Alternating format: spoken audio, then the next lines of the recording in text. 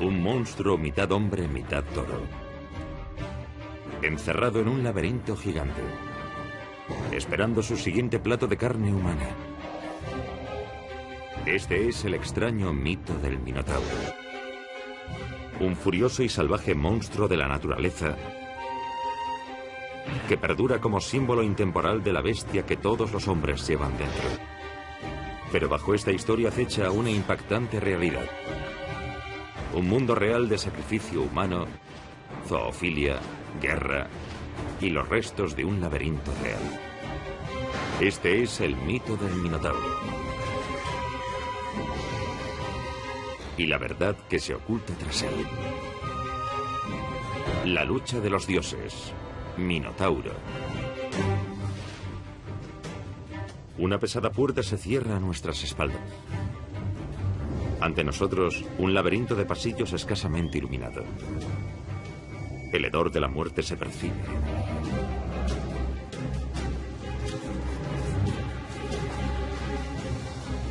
Estamos atrapados en el laberinto del Minotauro.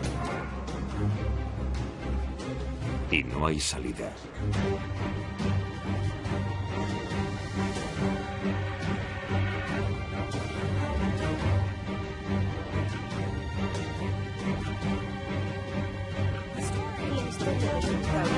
Era un relato de terror entre los antiguos griegos. El laberinto era una cámara de muerte. Quienes se quedaban encerrados dentro sabían que solo les aguardaba un destino: ser devorados por una bestia horrible, voraz.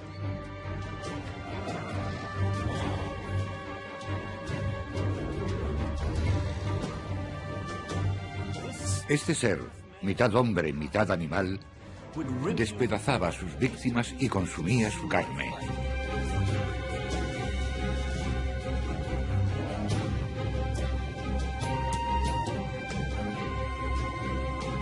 El Minotauro es el hijo mutante de una madre humana y un padre toro. Tiene el cuerpo de un hombre tremendamente fuerte y poderoso, pero la cabeza de un toro con cuernos. Por un lado es mitad animal, y este animal es voraz y hambriento, mata y se come la carne de sus víctimas. Por otro lado, el Minotauro es mitad humano, y muestra cierta vulnerabilidad por ello, porque su humanidad está atrapada dentro de su condición de bestia. En lo esencial, este mito representa la lucha entre la razón y la violencia, entre el orden y el caos. Los antiguos griegos que narraron esta historia se enorgullecían de ser civilizados. Algo en lo que los griegos creían verdaderamente era en que la razón humana podía hacer muchas cosas. Pero el Minotauro era el enemigo de la razón. Un símbolo de los instintos animales que todos los hombres llevan dentro. El Minotauro, el monstruo, era la parte indomable de la naturaleza que los griegos intentaban someter. Era lo único que no podían controlar.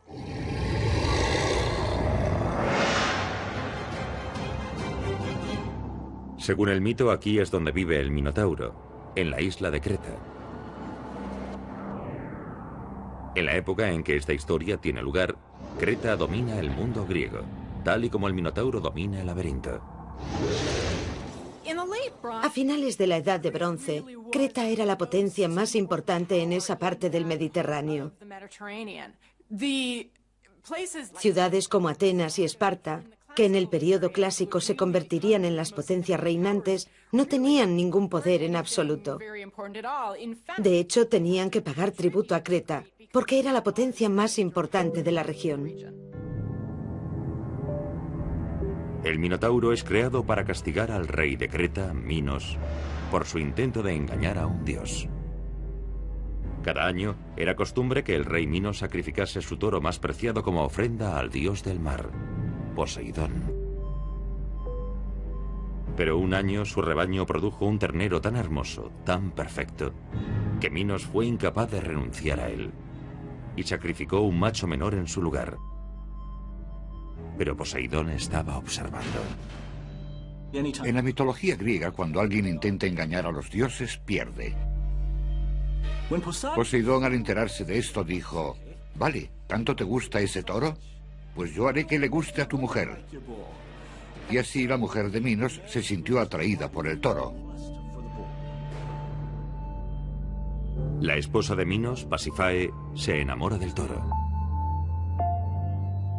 El deseo que Pasífae siente por el toro simboliza una especie de lujuria animal. Todos nos consideramos criaturas muy racionales, pero en realidad todos sabemos que en nuestro interior hay una parte de nosotros que se mueve por puro deseo animal. La reina tramó un complejo plan para seducir al toro. Se viste con un disfraz de vaca y se deja ver por los prados en los que el toro pasta, esperando a que el animal se aproxime. Este mito es muy extraño, porque Pasífae básicamente comete un acto de zoofilia. Está enamorada de este toro. Quiere tener sexo con este toro. Entre los antiguos griegos y romanos había cierta preocupación por determinar cuál era el modelo de comportamiento sexual correcto.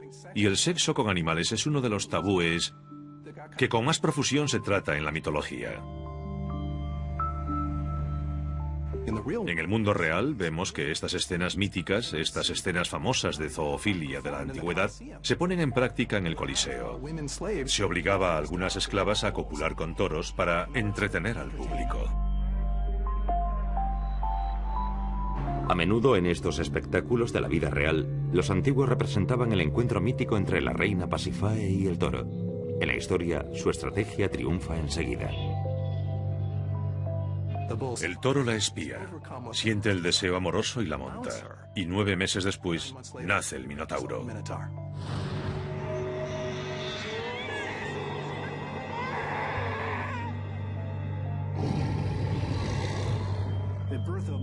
Muchas veces el nacimiento de un monstruo va asociado al pecado o a algún otro tipo de crimen.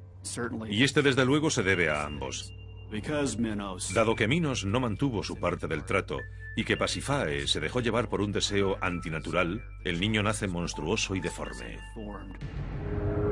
Es un niño mitad humano, mitad toro, destinado a convertirse en un horror.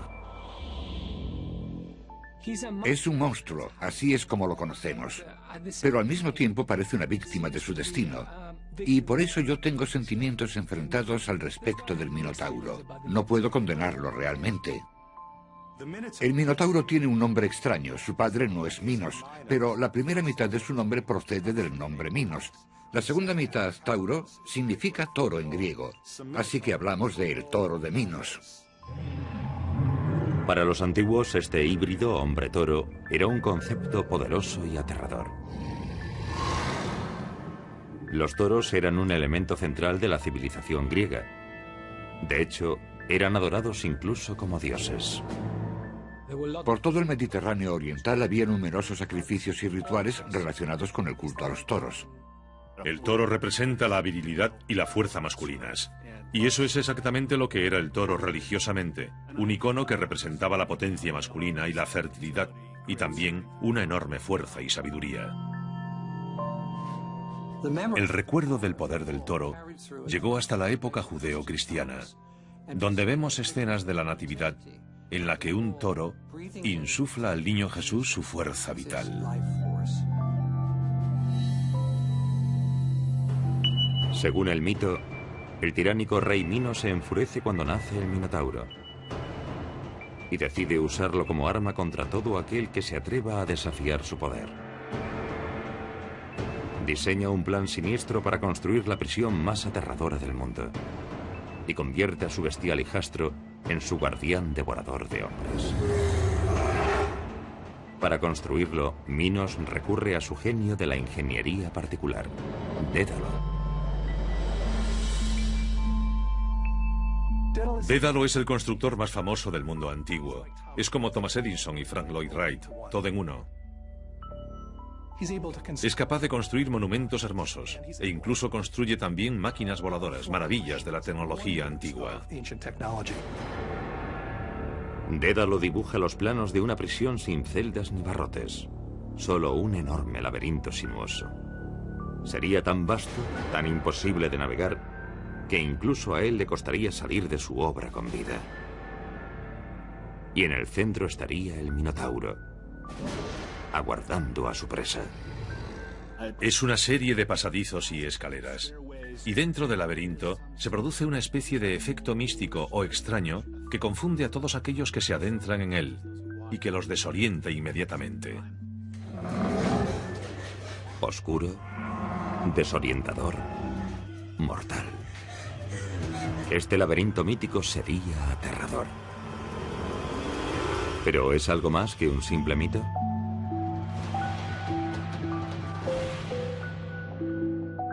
Hoy, en la isla de Creta, hay un laberinto subterráneo que guarda un espeluznante parecido con el laberinto del Minotauro. La cueva de Mesara. Es una antigua cantera subterránea que, según la tradición popular, podría haber inspirado el mito. Una serie de pasadizos sinuosos se extienden a lo largo de 3 kilómetros sin ningún orden especial. De hecho, la mayoría de quienes se atreven a entrar lo hacen con un cable para asegurarse de no perderse. Esta misma táctica sería crucial para las víctimas del Minotauro, según se narra en el mito. Las marcas de cincel encontradas en las paredes de los túneles demuestran que las cuevas son artificiales y que fueron excavadas con herramientas antiguas. Durante siglos, los visitantes que se acercaban a explorar estas cuevas lo hacían convencidos de que habían encontrado el hogar del Minotauro.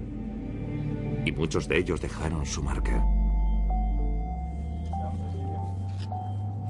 Hoy, los exploradores siguen aceptando el reto de navegar este laberinto. Su objetivo es alcanzar esta sala central, donde se dice que en otro tiempo vivió el Minotauro. Vienen aquí para vencer sus miedos. Y si cumplen su misión, escriben sus nombres en la pared y se marchan tan contentos. Sería estupendo que fuese el laberinto, porque todo el mundo quiere saber de dónde surgió la idea del laberinto. Y al ver cuevas como estas, inmediatamente a todo el mundo se le ocurre la idea de que esta podría ser la guarida del Minotauro. Un laberinto antiguo, artificial, en la misma isla en la que presuntamente se desarrolló el mito. Es el candidato perfecto para ser el laberinto del Minotauro en todos los aspectos, menos en uno. La mayoría de los expertos creen que el mito es más antiguo que la cueva. Se excavó muy al final de la época grecorromana y hay pruebas de que fue visitada por muchos peregrinos durante este periodo. Pero el auténtico mito del laberinto y el Minotauro es muy anterior. Si Mesara no es el lugar que inspiró el mito del laberinto, ¿qué es? La búsqueda de pistas nos lleva de nuevo al mito.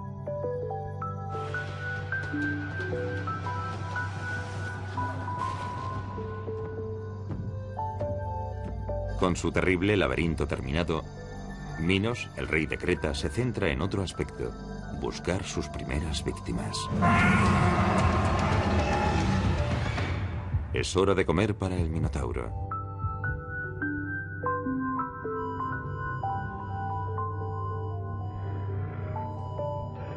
Según un mito antiguo, la isla de Creta es el hogar de un monstruo mitad hombre, mitad toro, que recorre hambriento un laberinto oscuro. El laberinto en sí es tan confuso que incluso a su constructor le costó encontrar la salida. Dentro, el Minotauro espera a sus primeras víctimas, hambriento de carne humana.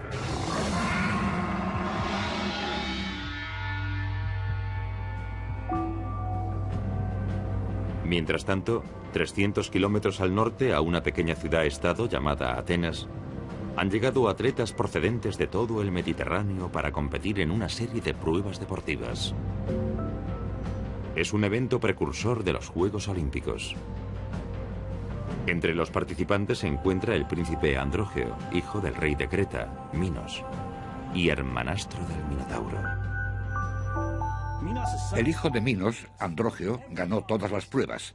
Carrera, lanzamiento, canto. Era una estrella. Y eso incomodó a muchos jóvenes atenienses, los cuales se emborracharon, provocaron una pelea y lo mataron.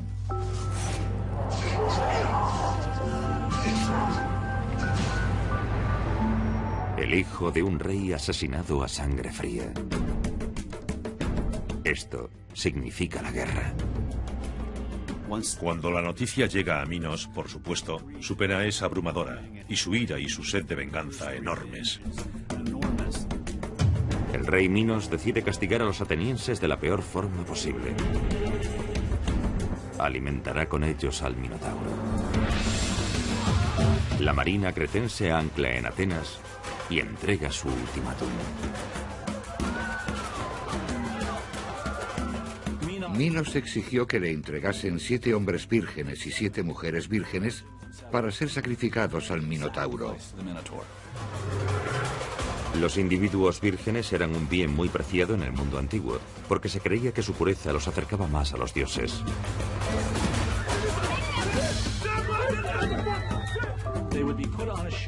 Los subieron a un barco para llevarlos, en circunstancias muy degradantes, a Creta. Los arrastraron entre gritos y grandes lágrimas hasta el laberinto, donde el monstruo los devoraría. Hasta ahí el mito. Pero ¿cuál es la conexión con la realidad?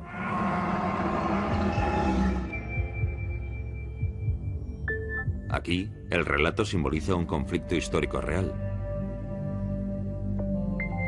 Un combate épico entre una superpotencia que envejece y un estado emergente. A comienzos de la historia griega, Atenas y Creta fueron enemigos en la vida real, pero la impresionante armada de Creta le otorgaba una indudable ventaja. Tanto en el mito como en la realidad, era David contra Goliat. En el mito del Minotauro, vemos claramente una explicación simbólica de la historia real. Creta era una civilización muy poderosa, que dominaba más o menos a todas las ciudades-estado de la Grecia continental.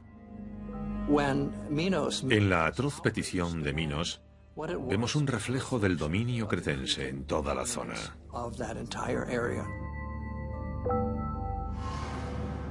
Los atenienses contaban la historia del Minotauro como propaganda política. El Minotauro representaba la tiranía de Creta. El laberinto era el poder casi ineludible de Creta. Y las víctimas simbolizaban el sufrimiento de Atenas. El propósito del mito era presentar a los cretenses como bárbaros y malvados.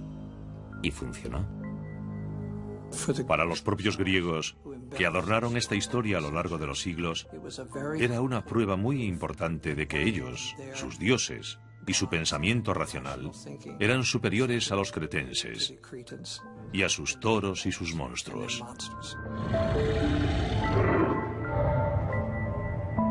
En el mito, Atenas es obligada a enviar sacrificios humanos al Minotauro cada 9 años, o a enfrentarse a una guerra con Creta. Pero, ¿por qué 9 años? Por los datos conservados, parece que conocían el movimiento de la luna a través de diversas constelaciones, que se producía en un ciclo de unos 9 años. De ahí que los sacrificios se celebrasen cada 9 años. Cuando la luna llena coincida con el equinoccio, será el momento de enviar sacrificios frescos a la bestia.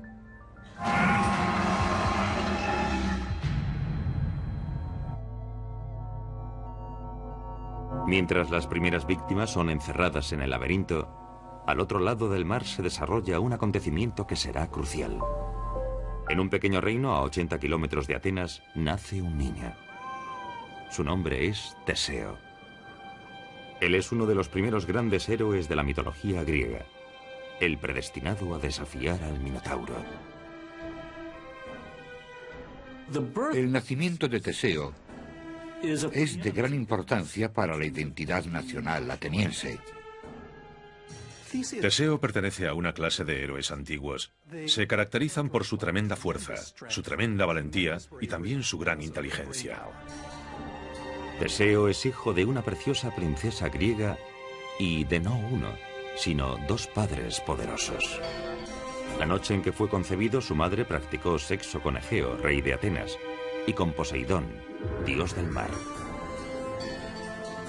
Lo que ocurre normalmente es que la madre se acuesta con el padre humano y se acuesta también más o menos al mismo tiempo con el padre divino, de modo que se produce la fertilización por 2 hombres simultáneamente.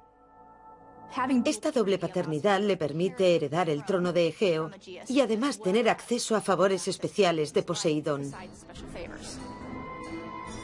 Este recurso de los dos padres era una trama habitual en los mitos antiguos y algo que incluso reivindicaron algunos gobernantes de la vida real. Tal vez uno de los más conocidos es Alejandro Magno, que proclamaba ser parcialmente divino. Más adelante, en el periodo romano, los emperadores a partir de Augusto pretendían haberse convertido en dioses. Sin duda es algo que te confiere una cierta autoridad poder decir, soy hijo de un dios.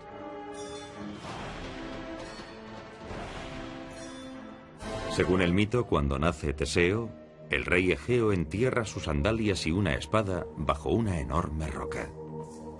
Dice a la madre de Teseo que cuando el niño sea lo bastante fuerte para levantar esa roca, podrá reclamar su legítimo lugar como príncipe de Atenas.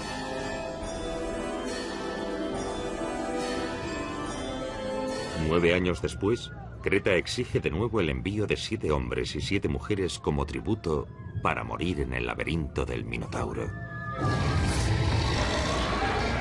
El reino necesita un héroe.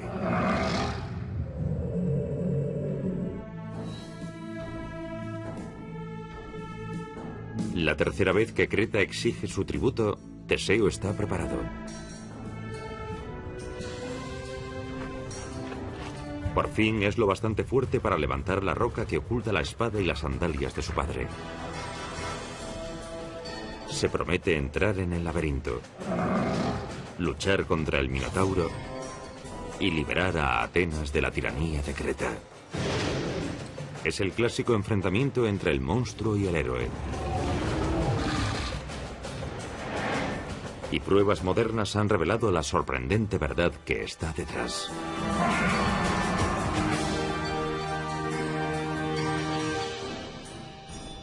La ciudad de Atenas llora. Una vez más, ha llegado la hora de enviar sacrificios humanos al Minotauro. Las víctimas inocentes exigidas por el rey Minos, el tirano de Creta. A los elegidos les aguarda una muerte segura. Pero uno de ellos se ha prometido desafiar al destino. El príncipe de Atenas, Teseo. Está deseoso de demostrar su valentía y liberar a su reina. Los héroes han de llevar a cabo grandes acciones para alcanzar ese estatus. Él tiene que salir y hacer algo grande, y en este caso es evitar que los atenienses tengan que seguir sometidos a Minos y enviar a sus hijos al Minotauro. El escenario está preparado. Teseo, símbolo heroico de las mejores cualidades del hombre, contra el Minotauro, el salvaje reflejo de lo peor que puede ofrecer el hombre.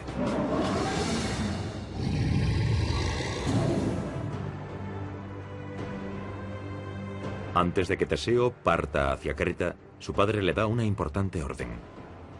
Cuando vuelva a Atenas, si vuelve, debe izar la vela blanca en lugar de la negra.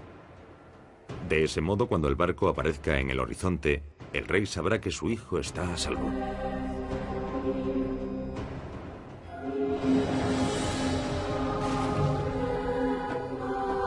Según el mito, este era el lugar al que se dirigía Teseo, Nosos, la capital del rey Minos y los cretenses. Los antiguos griegos creían que este era el hogar del Minotauro y el escenario de horribles crímenes contra la humanidad. Hoy, sus ruinas siguen guardando pistas sobre la realidad que está detrás del mito. En el período de mayor poder de Creta, entre 1700 y 1450 a.C., en esta ciudad vivían 100.000 personas. En su centro había un enorme palacio con un diseño complejo. De hecho, algunos expertos creen que fue la inspiración original para el laberinto. A todo el mundo le habría resultado extremadamente difícil orientarse en ese enorme palacio, que tenía como 1000 habitaciones y 5 pisos de altura en algunas zonas. Había muchos pasillos y ninguna sala grande. Los pasillos iban de una habitación pequeña a otra habitación pequeña, así que no había ninguna línea recta hacia ninguna parte. Cuando los griegos vieron esto por primera vez, no creo que lo entendieran. De ahí habría surgido la idea del laberinto. Imaginaron una serie de pasillos oscuros tipo mazmorras. Aquello violaba el sentido de la simetría. A los griegos les gustaba la simetría. Las excavaciones modernas realizadas dentro del palacio no han hecho sino reforzar su conexión con el mito del Minotauro. A lo largo y ancho del yacimiento se encuentran señales del culto a los toros. Un fresco encontrado en el palacio representa incluso a un joven luchando contra un toro. Es una escena que parece sacada directamente del mito. La representación del Palacio de Nosos muestra a un joven desnudo, saltando por encima de un toro de largos cuernos que parece enfurecido y a punto de embestirle.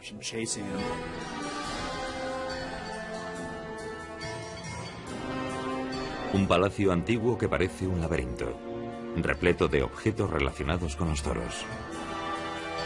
Es fácil imaginar cómo este palacio pudo haber inspirado el mito. Pero las conexiones no terminan ahí. Los arqueólogos han desenterrado pruebas que sugieren la existencia de un auténtico rey Minos. Un salón regio con su trono perfectamente intacto. Es el más antiguo encontrado en Europa y se remonta a 3500 años atrás. También se ha encontrado una inscripción en una lengua antigua, que incluso podría mencionar al rey por su nombre. En los archivos del templo de Creta se encontraron unas tablas de piedra en las que hay inscritas palabras que parecen reproducir el nombre del rey Minos. Hay una palabra, Minute, y una segunda palabra, Minurroya. Y eso podría significar Minos el rey. Roya es el título de realeza. Estas pistas sugieren que el rey Minos podría haber existido de verdad. Pero la conexión más interesante con el mito del Minotauro aparece en otra tabla encontrada en el yacimiento. Describe una ofrenda a una denominada Señora del Laberinto. Aquí, escrita, hay una referencia directa al laberinto del Minotauro. Es una conexión inequívoca entre la ciudad de Nosos y el mito. Pero, ¿quién era esta Señora del Laberinto? Su identidad es un misterio fascinante. Los expertos creen que era una mujer de gran importancia en palacio, una sacerdotisa de alto rango o incluso la hija del rey. En el mito, la hija del rey Minos es Ariadna, y ella juega un papel importante en el resto de la historia. No sabemos quién era la Señora del Laberinto, pero podría haber sido Ariadna, dado que ella tenía derecho a ser la sacerdotisa del templo porque era la hija mayor del rey Minos.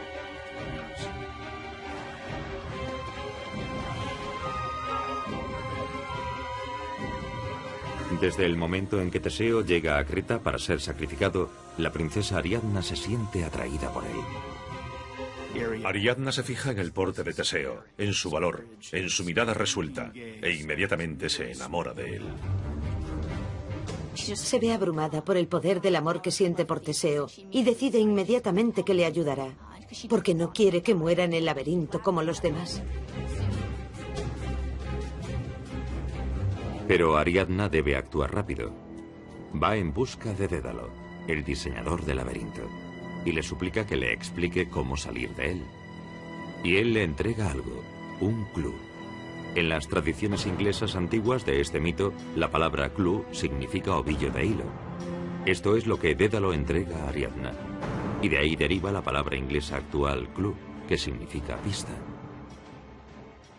Dédalo le comenta: ¿por qué no usas un ovillo de hilo? Ata un extremo a la puerta y ve desenrollándolo a medida que te adentres en el laberinto.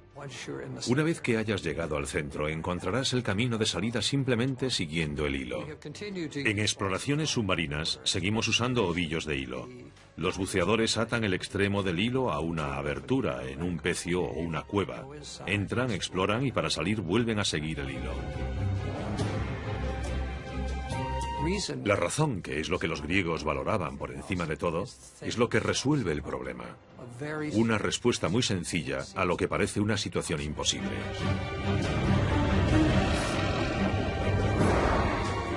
Ariadna visita en secreto a Teseo en la celda en la que permanece cautivo y le ofrece el ovillo con una condición.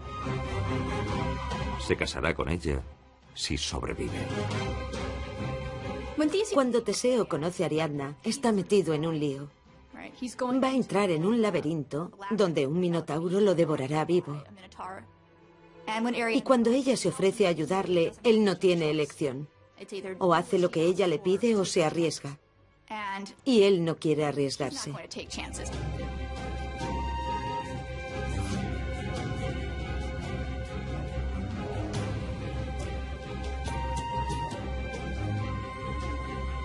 A la mañana siguiente, 14 víctimas son encerradas en el laberinto. Los corderos del sacrificio.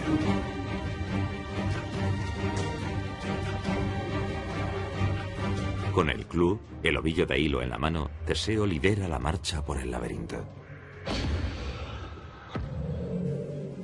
Teseo ata el ovillo de hilo a la puerta y empieza a caminar paso a paso a través de este túnel oscuro, húmedo y malsano. Teseo ha sido ofrecido como sacrificio humano. Es un concepto difícil de asimilar hoy en día. Pero las pruebas sugieren que los antiguos cretenses reales no solo sacrificaban seres humanos, puede que también se los comiesen.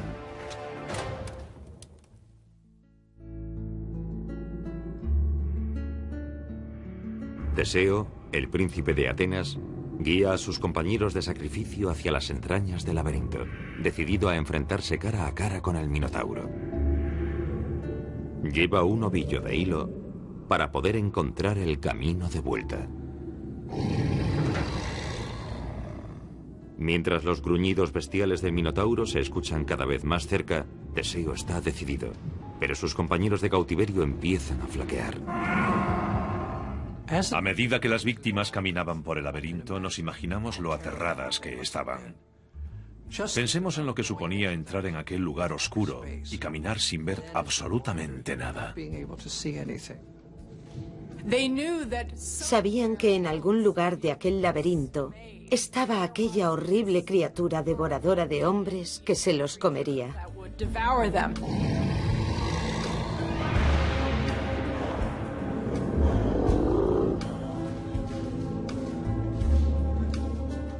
Ellos no sabían cuándo se encontrarían con el monstruo.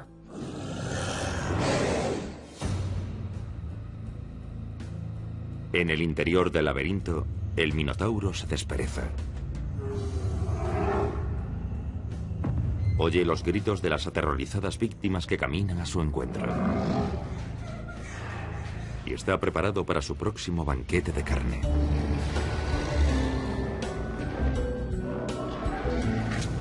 Este es el enemigo al que Teseo debe derrotar para liberar a Atenas de la tiranía de Creta. Hasta ahí el mito. Pero, ¿cuál es la conexión con la realidad?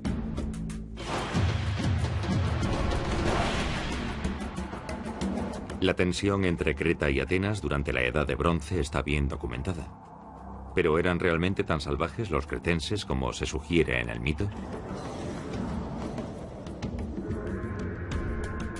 En el Palacio de Nosos, las excavaciones han arrojado pruebas que sugieren que podría haber parte de verdad tras esta historia.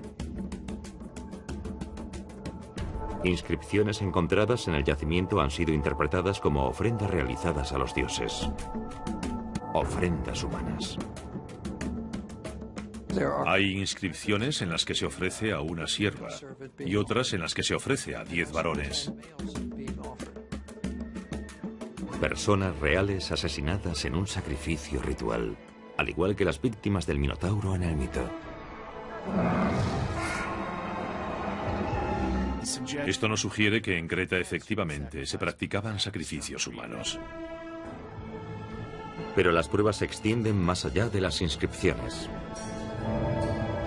También hay huesos que muestran las marcas de asesinatos a sangre fría. En 1979 se desenterraron más de 300 en Nosos. Por increíble que parezca, todos ellos pertenecían a niños. Aproximadamente un 25% presentaban marcas de cortes hechos con una hoja fina, como la que se usaría para separar la carne del hueso. Los huesos mostraban marcas de cuchillos.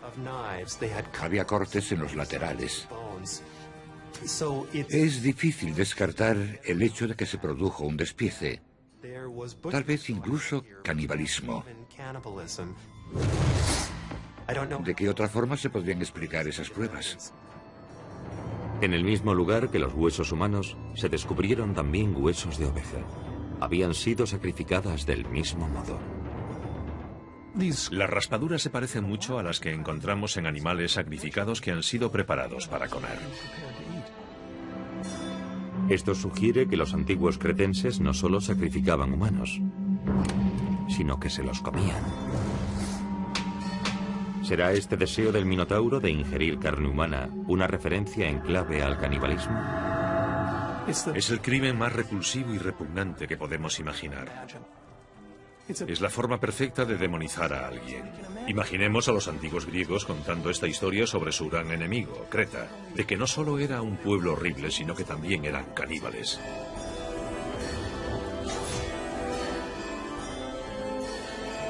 El mito continúa. Los pasillos del laberinto están envueltos en la oscuridad. A Teseo le resulta imposible encontrar el camino guiándose por sus ojos. Pero los gruñidos y aullidos del Minotauro se escuchan cada vez más altos. Ellos son su brújula. Su ovillo de hilo ahora es pequeño, un cuarto de lo que era cuando Teseo entró en el laberinto. La bestia está cerca. Capta el hedor de la sangre en las paredes, de los huesos de las pobres víctimas anteriores de la bestia. Dobla una esquina y ve una masa dormida. Incluso el aliento del Minotauro le llena de miedo. Pero esta es la diferencia entre los héroes y nosotros, las personas normales. El héroe siente miedo, lo domina y va a por la hazaña. Teseo ataca por sorpresa y pilla a la bestia medio dormida. Teseo se aproxima. Ha sorprendido al Minotauro, salta y ataca. En el combate entre el hombre y la bestia, el hacha se encuentra con la espada. El futuro de Atenas y Creta está en juego.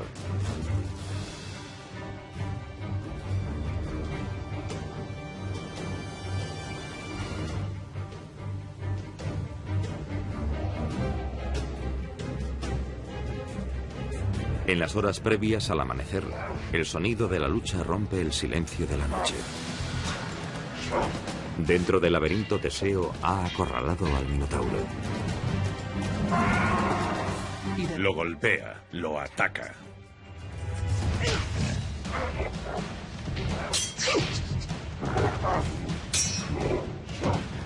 Antes de que la bestia sepa qué le ha pasado, Teseo ya ha cobrado ventaja. El Minotauro lucha y muere.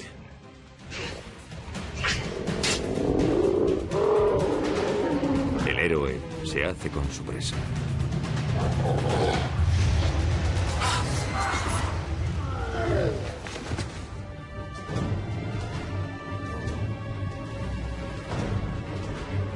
El Minotauro, esta alma terrible, torturada, atrapada, ha muerto. Teseo, hijo de Poseidón y príncipe de Atenas, ha destruido la maldición del rey Minos. Imaginemos el latido de su corazón, la adrenalina bombeando. Está cubierto de la suciedad y la sangre de esta bestia muerta y de la de los otros seres humanos a los que esta bestia ha devorado a lo largo de los años. La fuerza de la razón, encarnada por Teseo, ha vencido a la fuerza de la irracionalidad, encarnada por el Minotauro. Pero no hay tiempo para celebrar la victoria. Está a punto de amanecer. Teseo debe actuar rápido si quiere escapar a la ira del rey Minos. Aunque ha matado al Minotauro, la cosa todavía no ha acabado. Porque a Minos no le hará mucha gracia, así que tiene que volver sobre sus pasos, salir del laberinto y volver a su barco.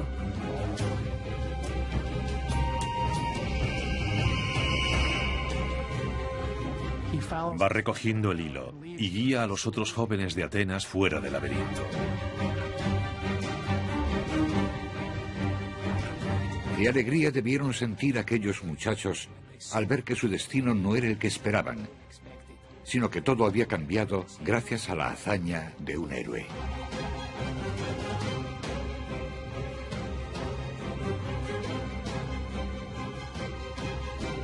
Ariadna, la princesa de Creta, no ha descansado en toda la noche, esperando oír alguna señal de la supervivencia de Teseo.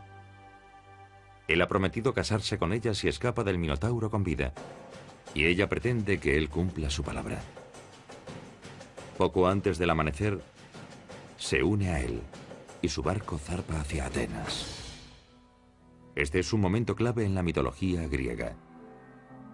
Cuando Teseo mata al Minotauro, su acción se convierte en un acto simbólico. El héroe de Atenas la libera por fin del yugo de Creta. Es un símbolo del triunfo de Grecia sobre Creta, de la valentía e ingenio humanos. Estas historias inspiraban a los jóvenes ciudadanos a ser fieles a su país, a sacrificarse por la gloria de sus ciudades y a convertirse en auténticos ciudadanos de una urbe democrática.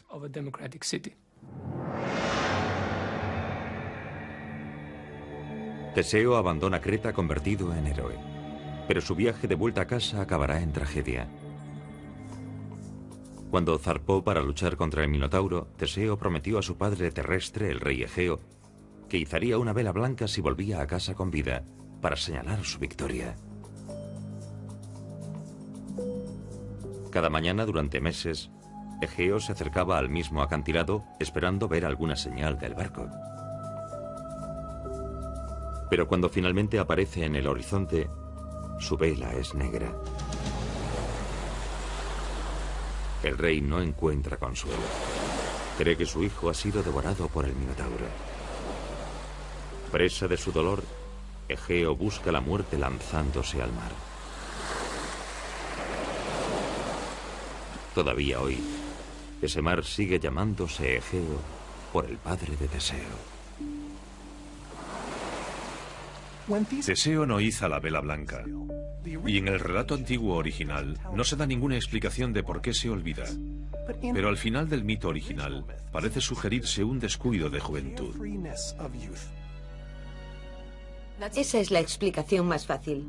Estaba tan entusiasmado por su victoria que deseaba volver a casa y simplemente se olvidó.